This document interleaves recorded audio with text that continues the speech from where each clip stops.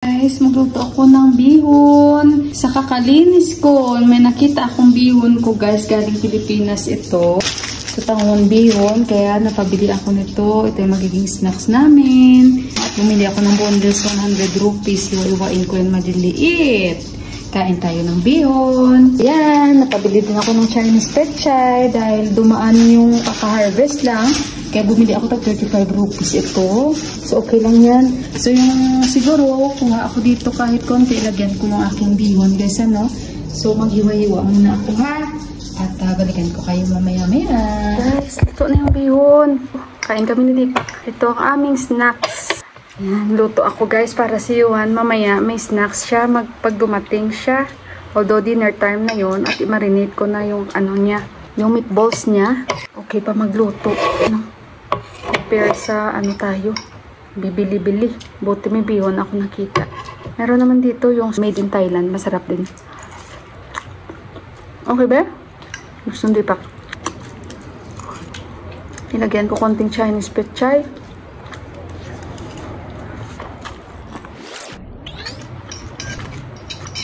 Sarap. May spring onions din ako. Tapos mamaya for dinner. Kagabi pala hindi na ako nag-dinner guys kasi kumain kami ng KFC na burger. Binila namin si Yuhan pero nag-order si Dipak para din sa amin. Same din.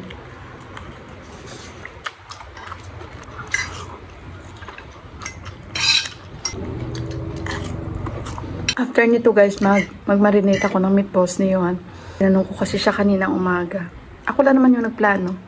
Tapos sabi ko magluto ako bihon. Hindi nakapagluto talaga ako.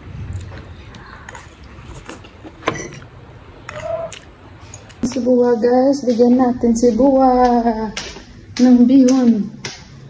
Daddy sabi ko sa kanya, tinanong ko muna. Daddy. Na. Tea! Ay, lipat si tea. Tea na honey. Okay. Ayaw ni buwa ng tea. Kasi nga, nagko-constipate siya guys. So, much better hindi siya iinom ng tea. Bihon ko. Diba?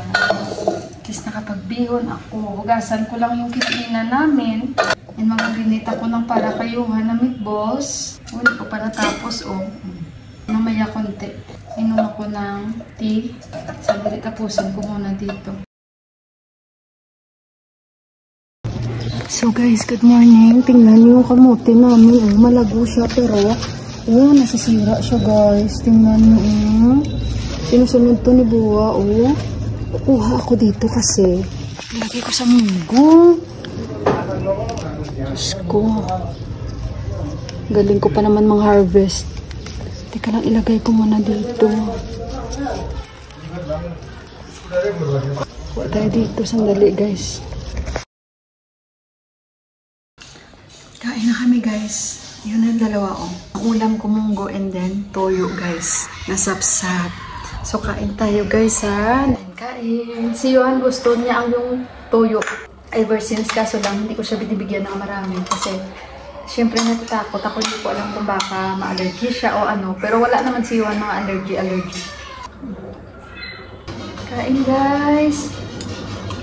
Sabi ni Buwa sa akin, bukas magtatanim na siya ng, ano bang tawag doon guys? Yung dahon, yung para sa dasay. Yung dahon ng bigas. Sarap ng kamote. Dahon ng kamote.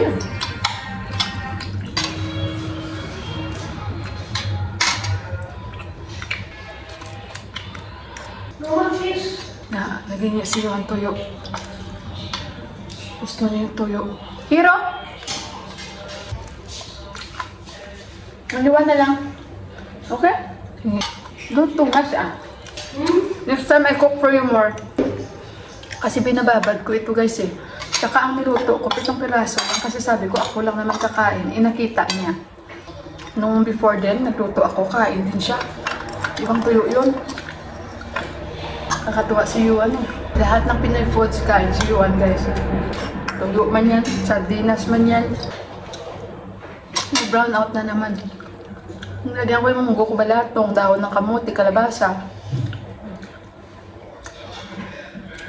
Wala si Dipak kasi today is their big day daw, sabi niya sa amin kagabi, na kukuha sila ng mga picture ng ibon as much as they can and bibilangin kung sino yung mas may pinakamaraming kuha. Gawa nga na today is the birthday. Ah, today is birthday yun, no? Deepak. What? Today is birds lover daw. Daddy, okay? Pugyo! Pugyo! Pugyo! Gwapo na naman si Buwa. Bago na naman yung jacket ni Buwa. Arang ro jacket! Yo ko parang ro. Daddy. Sabi ko maganda yung jacket mo. Binili niya siguro ba yung Under Armour. Minsan kasi magugulat ka. Bago na naman yung damit niya. Ganyan si Buwa, guys. Ano siya, marunong siya magdala sa sarili niya. Si Mami ganun din, kikay din si Mami. So today is my 2 months. Napakabilis ng mga araw. At kagabi sabi ko talaga, iniisip ko, thank you Lord. Talaga sabi ko, grabe no. Kung na-imagine ko noon, nung hindi pa nakuha yung bato ko, dami ko talagang naramdaman. Konting kain ko lang ng katulad yan. Sabi ko, kaya di pa kasi nung isang araw, bumili kami ng KFC na burger, na chicken. Ayoko sana kumain, si Deepak, sabi niya kumain ka. Kaya bumili siya, tapos may 2 manok. So, tig-isa kami ni Deepak, ni Johan, and si Binan. Tapos, ayun, pagdating dito, kumain kami kasi tinake away lang namin. Kung naalala nyo guys na, nagpaayos kami, at dinala namin yung PC, diba? Tapos doon na area na yun, nag-vlog ako, pero GoPro yung gamit ko. Late nyo na yun mapapanood. Kasi, tour na naman ako doon. And, bumili kami. Tapos, ayun, sabi ko kay Deepak. Pero yung manok ko that time, hindi ko kinain kasi medyo maanghang. And, yung burger lang kinain ko. So, ayun, sabi ni Deepak, kain ka. At syempre, ayun, kumain ako. Kaya sabi ko kay Deepak, noon na may bato ako, pag kumakain ako nito, grabe, iba yung pakiramdam ko sa sikmura ko. Tsaka hindi lang yan, pag kumain ako, mayroon mga pagkain na talagang pag kumain ako na parang makatrigger ba. So ayun, doon ako parang nanghihina, yung buong katawan ko nangangasim. Sa ngayon talaga ibang-iba. Talagang parang nawala yun. Kaya sobrang, sabi ko, Lord, thank you. Hindi ko talaga lubos akalain na makakaya ko ba. Ang naalala ko lang talaga is nag-pray lang talaga ako ng Hail Mary. And hindi ko talaga even naalala yung may video ako na nilabas na ako sa operating room. Na tinatapik-tapik ako ng aking anesthesiologist sa mukha ko at nila. Tapos sinawakan ko yung mukha ko. Wala akong kalam-alam dun guys. Ang na-remember ko lang talaga yung nasa loob na ako ng recovery room. Na tumingin agad ako sa kisame. Na parang ang bilis na sabi ko, wala. Tapos na, ganun yung agad yung pumasok sa isip ko. At praise God, sabi ko talaga ng ganun. Na naalala ko lang na may in-inject ang anesthesiologist ko that time, na sabi niya, higa ka. Pag higa ko, medyo nag-ano pa nga ako parang nagpanic. Kasi nga yung sa BP ko, parang sobrang siya, nagnam. Siguro sa gamot na yun guys, na in-inject niya kasi nakikita ko siya. So yun lang, tapos naalala ko pa sabi niya na Mila, relax ka lang kasi hindi ka maoperahan pag nagpapanik, kaya yung BP mo tataas yan. Yun lang, tapos nakahiga ako, tapos pag sabi niya ng ganun, ang alala ko lang, nag-ano na lang ako, sabi ko, Hail Mary na lang. Hindi kasi siya naka-inject sa dito ko guys, hindi. Hindi sila naka-inject. Naka-inject sila sa, parang mga tube, yung ganun. So, parang ayun, naalala ko lang na gumanon lang ako guys, na nag-pray ako ng Hail Mary. Tapos nagising na lang ako, nandoon na ako. Tama nga yung sinabi ni Sis Eden at yung mga comments niyo, tamang-tama. Kaya kagabi parang sabi ko, Lord, thank you so much talaga, sabi ko. Hindi ako talagang magsawa, magpasalamat, no? Basta yun ang sabi ko guys. So, happy 2nd month sa akin, hindi ko talaga akalain. Tapos sa tuwing titingnan ko yung mga bato ko, sabi ko, hindi ko rin akalain na ganito yung mga bato ko. Akala ko yung mga buto-buto lang ng mais. Mga buto-buto lang ng lemon. Pero iba pala. Iba pala. Para silang mga methi seeds. Yung fenugreek seeds na nagsama-sama. Ay, so ganun pala guys, ano. Siguro, yung mga bad habits ko talaga sa pagkain nung nasa abroad pa ako. Tapos yung palipas-lipas gutom. Kasi never naman ako nagda-diet eh. Yun ang sabi ni Doc. Yung pag-diet-diet. Tapos yung bigla kang da-diet. Yun daw, minsan ang cause. Hindi naman ako, Doc, nagda-diet. At never ako nagda-diet kasi gusto ko talagang tumaba ako.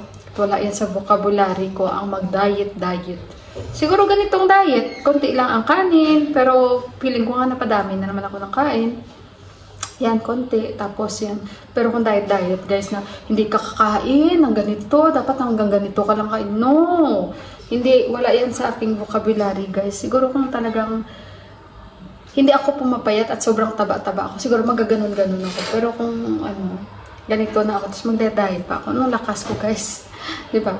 So, ayan, pagpasensyahan nyo, wala pa tayong lipstick, at baka, alam nyo na, ayaw pa nang mag-comment, baka maiba na naman yung topic natin. But anyway, guys, see you sa taas. So, guys, natingin ako dito sa mga bata, o, nagpapalipad sila ng, kung sa Ilonggo, pagkapalipad sila, burador. Yan, burador. So, ganito yung kanilang symbol na palatandaan na magdadasay na talaga. So, ganyan yung kanilang parang ginagawa. Lalo yung mga bata. Parang napakagandang memorya yan sa kanila.